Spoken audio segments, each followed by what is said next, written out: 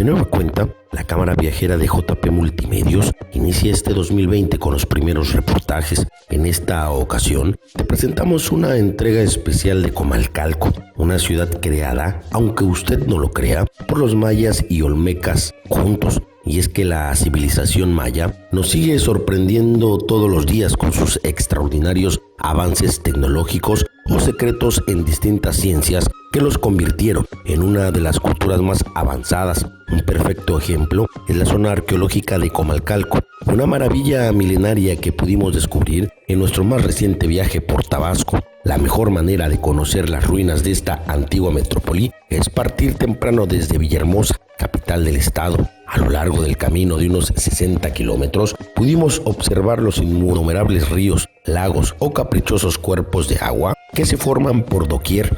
Así es Tabasco, y quizás los habitantes lo ven tan común, pero para mucha gente esta abundante naturaleza no se ve todos los días. Estamos acostumbrados a ver vestigios construidos con rocas provenientes de la región, pero en Comalcalco les gustaba hacer las cosas diferentes. Se aventaron a edificar una ciudad hecha con ostiones, así como escucha usted, con la concha de millones de moluscos procedentes de la costa. Su preparación consistía en cocer y triturar la concha. Con esa cal se preparaba la famosa mezcla de estuco que ponían sobre los ladrillos como si fueran comales. De ahí la razón de su nombre. Los guerreros y en especial los sacerdotes que se dedicaban a la escritura, las matemáticas y la astronomía vivían en los alrededores de la plaza principal. Las personas comunes y corrientes vivían en casas de paja alrededor de las estructuras de ladrillo, donde vivían los mayas que conservaban varias de las tradiciones prehispánicas. La ciudad fue edificada en diferentes periodos, pero eso sí, existe un gran respeto por los puntos cardinales y la dirección hacia donde están orientados los edificios, como el palacio, que mira de frente a donde se oculta el sol.